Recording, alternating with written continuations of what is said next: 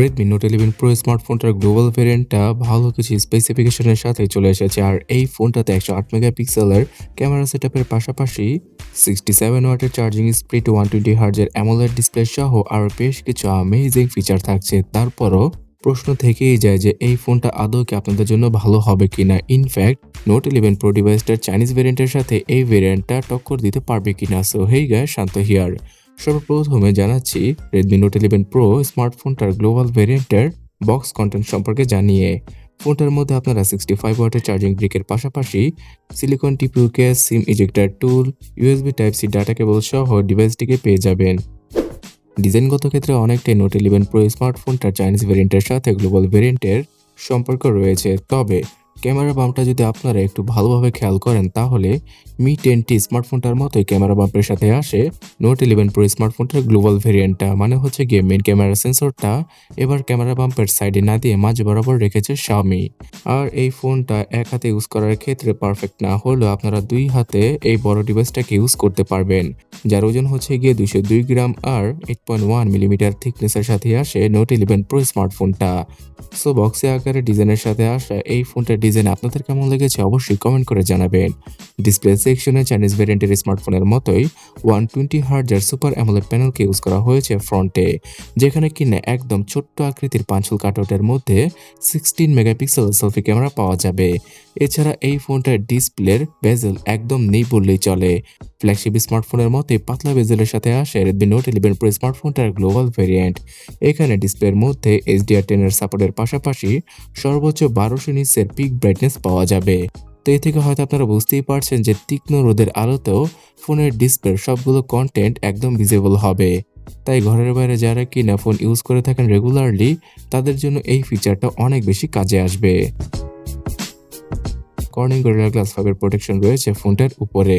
তার সাথে IP53 এর ডাস্ট এবং স্প্ল্যাশ রেজিস্ট্যান্টের সার্টিফিকেটও থাকছে ফোনটার সাথে। সো ভিউয়ার্স, ডিসপ্লে সেকশনে আসলে কিলার টাইপের ডিসপ্লের সাথে আসে Note 11 Pro গ্লোবাল ভেরিয়েন্টের স্মার্টফোনটি। তবে বরাবরের মতো এখানেও side mounted fingerprint scanner use করেছে Xiaomi সিকিউরিটি সেকশনে। আন্ডার ডিসপ্লে ফিঙ্গারপ্রিন্ট স্ক্যানারের সাথে আসলে আরও কিছুটা বেটার হয়ে যেত এই ফোনটা। তো কস্ট কাটিং করার জন্য Xiaomi কাজটা করেছে, এটা হয়তো আপনারা সকলেই বুঝতে পেরেছেন। আর যেদিন কিনা Xiaomi এই ডিভাইসটিকে লঞ্চ করেছিল সেই দিন MIUI 13কে গ্লোবালি লঞ্চ করা হয়েছিল। অনেকটাই MIUI 12.5 এর মতো MIUI 13টা। তেমন নতুন কোনো ফিচারের সাথে না আসলেও এখানে অপটিমাইজেশনের ক্ষেত্রে Xiaomi সবচেয়ে বেশি গুরুত্ব দিয়েছে। আপনারা হয়তো ইতিমধ্যেই জানেন যে Xiaomiর স্মার্টফোনগুলো কিলার টাইপের স্পেসিফিকেশন আর হার্ডওয়্যারের সাথে আসলেও এখানে সফটওয়্যারগত অনেক ইস্যু রয়েছে, যার জন্য কিনা ইউজাররা শান্তিতে ইউজ করতে পারছেন না Xiaomiর স্মার্টফোনগুলো, বিশেষ করে পোকো ব্র্যান্ডের স্মার্টফোনগুলো। তাই Xiaomi এবার অনেক বেশি টাইম নিয়ে তাদের MIUI 13কে তৈরি করেছে, যেটা কিনা Redmi Note 11 Pro স্মার্টফোনটার গ্লোবাল ভেরিয়েন্টে আউট অফ দ্য বক্সই আসে। তবে এখানে Android 12 এর বদলে Android 11 এর অপারেটিং সিস্টেমের দেখা পেয়ে যাবেন আপনারা, যেটা কিনা আসলে হতাশাজনক। কিন্তু Xiaomi প্রমিস করেছে যে আগামী 2 মাসের মধ্যে Android 12 এর আপডেটটাও চলে আসবে Note 11 Pro স্মার্টফোনটাতে। আর আমাকে হয়তো নতুন করে বলতে হবে না, এই ফোনটাতেও র্যাম এক্সটেন্ড করার সুবিধা থাকছে, যার মাধ্যমে কিনা আপনারা সর্বোচ্চ 5GB পর্যন্ত র্যামকে এক্সটেন্ড করতে পারবেন। র্যামের কথা যেহেতু বলছি, 6GB আর 8GB র্যামের পাশাপাশি 64GB এবং 128GBর ইন্টারনাল মেমোরির সাথে আসে Note 11 Pro স্মার্টফোনটা। এখানে হাইব্রিড সিম স্লট রয়েছে, যার মাধ্যমে কিনা দুটি সিম অথবা একটি সিমের পাশাপাশি একটি SD কার্ডকে ইউজ করা পসিবল হবে 512GB পর্যন্ত।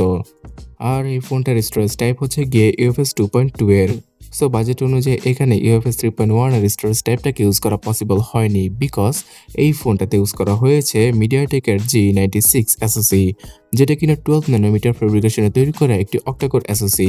আর এখানে মালির G57 MC2 জিপিউটা থাকছে এবং এই SoCটা Xiaomi কিন্তু তাদের Redmi Note 11s ফোনটাতেও ইউজ করেছে। তাছাড়া রিয়েলমির এই ফোনটাতেও এই চিপসেটটার দেখা আমরা পেয়ে যাই, যার মাধ্যমে রেগুলার লাইফে তেমন কোনো অসুবিধা হবে না Xiaomiর এই ফোনটি ইউজ করতে।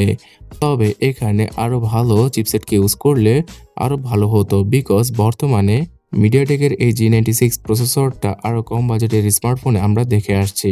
তাছাড়া 12 ন্যানোমিটার ফেব্রিকেশনে তৈরি করা এই চিপসেটটার পাওয়ার এফিসিয়েন্সি অতটাও ভালো হবে না। ব্যাটারি হিসেবে 5000 mAh এর ব্যাটারিকে ইউজ করা হলেও ফোনটার ব্যাটারি লাইফ তুলনামূলক আপনারা কিছুটা কমই পেয়ে যাবেন। তবে গেমিং এর কথা বললে পাবজি গেমটি 40 থেকে 60 এফপিএস এ প্লে করা পসিবল। তার সাথে ফ্রি ফায়ার আর অন্যান্য সকল গেমগুলো আপনারা মিডিয়াম টু হাই গ্রাফিক্সে রেখে প্লে করতে পারবেন। অলরাইট ভিউয়ার্স, এবার ক্যামেরা সেকশন সম্পর্কে জানা যাক। Redmi Note 11s ফোনটার মতোই এই ফোনটাতে থাকছে 108 মেগাপিক্সেলের কোয়াড রিয়ার ক্যামেরা সেটআপ। এখানে স্যামসাং এর সেকেন্ড জেনারেশনের সেন্সরকে ইউজ করা হয়েছে ফোনটার মেইন ক্যামেরা সেন্সর হিসেবে। সাথে থাকছে 118 ডিগ্রির ফিল্ড অফ ভিউ দেওয়া 8 মেগাপিক্সেলের আল্ট্রাওয়াইড ক্যামেরা। 2 মেগাপিক্সেলের দুইটা ফালতু ম্যাক্রো আর ডেপথ ক্যামেরা সেন্সর থাকছে ফোনটার 3 এবং 4 নম্বর ক্যামেরা হিসেবে। সামনে পাওয়া যাবে 16 মেগাপিক্সেলের ডিসেন্ট কোয়ালিটির সেলফি। তো মিডিয়াটেক G96 প্রসেসরটার আইএসপি অতটা ভালো না হওয়ায় 4K তে ভিডিও রেকর্ডিং করা পসিবল হবে না ফোনটা দ্বারা। কিন্তু রেগুলার লাইফে আপনারা যদি ছবি তুলে থাকেন তাহলে অ্যাভারেজ টাইপের পিকচার কোয়ালিটি পেয়ে যাবেন ফোনটা থেকে। যদি এখানে স্ন্যাপড্রাগনের 690 অথবা 750 এইরকম চিপসেট ইউজ করা হতো তাহলে আরও বেটার রেজাল্ট পাওয়া যেত। আর ফোনটার ক্যামেরা অ্যাপের মধ্যে ব্লগ মোডের ফিচার, নাইট মোডের ফিচার, প্রো মোডের ফিচার সহ বিভিন্ন ধরনের ক্যামেরা মোডের ফিচার আপনারা পেয়ে যাবেন। ডুয়াল ভিডিও রেকর্ডিং এর ফিচারটাও পাওয়া যাবে ফোনটার ক্যামেরা অ্যাপে। তো সব কথা শেষ কথা হচ্ছে গিয়ে এখানে আরও ভালো মানের চিপসেট ইউজ করলে ফোনটার পারফরমেন্স সহ ক্যামেরা পারফরমেন্স আরও বেটার হতে পারত। 5000 mAh এর ব্যাটারি পাওয়া যাবে ফোনটাকে পাওয়ার ব্যাকআপ দেওয়ার জন্য। তার সাথে 67 ওয়াটের চার্জিং স্পিডকে ইউজ করা হয়েছে এই ফোনটাতে, যার মাধ্যমে কিনা শুধুমাত্র 40 থেকে 45 মিনিটে ফোনটাকে ফুললি চার্জ করা পসিবল হবে। এছাড়াও রিভার্স চার্জিং এর ফিচার সহ সব ধরনের প্রয়োজনীয় সেন্সর যেমন জাইরো, কম্পাস, অ্যাক্সেলেরোমিটার এই সকল সেন্সরকে পাওয়া যাবে ফোনটার ভেতরেই। থাকছে সফটওয়্যার বেস ফেস আনলকের ফিচার এবং dual storage speaker, 3.5mm headphone jack সহ আয়ার ব্লাস্টার সেন্সরটি। So viewers, globally Redmi Note 11 Pro স্মার্টফোনটার 4G ভার্সনের বেস ভেরিয়েন্টকে লঞ্চ করা হয়েছে $299।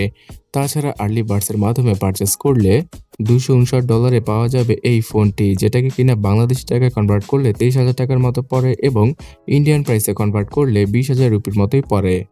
তাছাড়া ফোনটার অন্যান্য সকল ভেরিয়েন্টের প্রাইস আপনারা স্ক্রিনে দেখতেই পারছেন। সো এখানে যদি আমি Redmi Note 11 Pro স্মার্টফোনটার চাইনিজ ভেরিয়েন্টের সাথে গ্লোবাল ভেরিয়েন্টের 4G ভার্সনকে কম্পেয়ার করি তাহলে অবশ্যই চাইনিজ ভেরিয়েন্টটা অনেক দিক দিয়ে এগিয়ে রয়েছে।